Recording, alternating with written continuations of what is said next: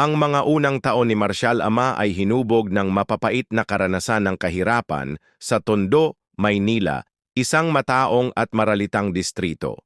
Kaunti lamang ang naitalang impormasyon tungkol sa kanyang pagkabata, ngunit sinasabing siya ay lumipat sa Biñan, Laguna, kung saan siya lumaki.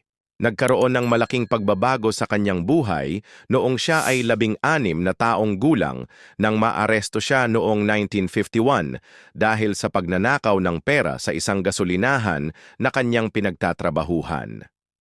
Ang pagnanakaw na umano'y ginawa upang matulungan ang isang kaibigan sa gastusin sa pag-aaral, ang naging dahilan ng kanyang pagkakakulong sa New Bilibid Prison sa Muntinlupa. Dito niya nakuha ang bansag na baby dahil sa kanyang musmos at halos inosenteng anyo. Isang pangalang nakakatawang isipin para sa isang taong kalaunan ay magiging kinatatakutang pinuno ng gang. Mabagsik at malupit ang buhay sa bilangguan para sa batang si Marcial. Dahil sa kanyang inosente at bata pang anyo, madalas siyang puntiryahin at inaabuso ng kapwa preso. Ang pinakamasaklap na dagok ay nangyari nang ang kanyang buntis na asawa na dumalaw sa kanya sa bilangguan ay ginahasa ng isang guwardiya.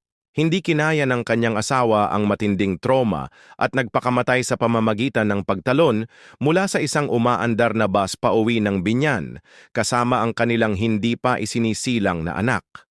Lubos itong nagwasak kay Marcial at nagpasiklab ng matinding galit na siyang humubog sa kanyang mga naging kilos sa loob ng bilangguan at sa labas nito.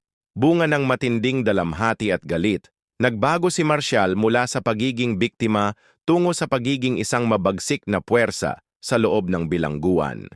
Naging para siyang isang hitman na naghiganti laban sa mga umapi at nagpahirap sa kanya, kabilang ang mga preso at mga guwardyang may sala.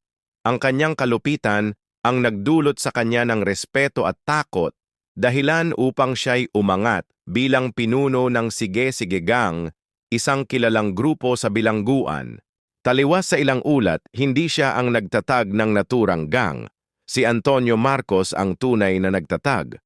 Ngunit ang karisma at tapang ni Marcial ang nagbigay sa kanya ng pinakatanyag na katauhan sa grupo. Ang Sige-Sige Gang ay nakasangkot sa matinding alitan laban sa Okso Gang na pinamumunuan ni Primitivo Ebok Ala. Umabot sa sukdulan ang tensyon ng dalawang grupo sa tinaguriang madugong riot sa New Bilibid Prison noong Pebrero 16 to 17, 1958. Ang dalawang araw na pag-aaklas na kinasangkutan ng mahigit 100 preso ang naging pinakamalaki at pinakamadugo sa kasaysayan ng bilangguan. 9 na preso ang napatay, kabilang ang isa na pinugutan ng ulo at ikinagulat ito ng buong bansa.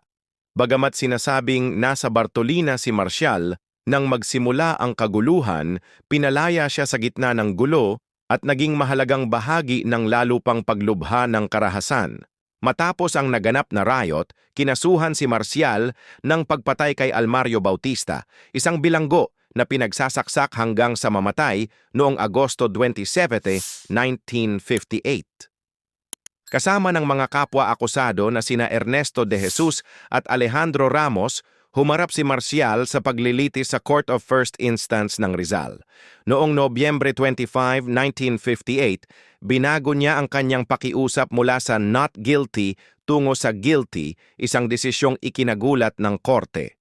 Sa kabila ng pagsusumamo ng kanyang abogado para sa kaunting awa, iginiit ng prosekusyon na ang mabigat na kalagayan ng quasi-recidivism, paggawa ng krimen habang nagsisilbi ng sentensya, ay nararapat lamang hatulan ng pinakamabigat na parusa.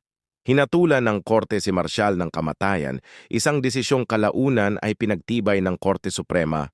Ang edad ni Marcial noong siya ay binitay, na sinasabing 16 anyos lamang, ay naging paksa ng pagtatalo.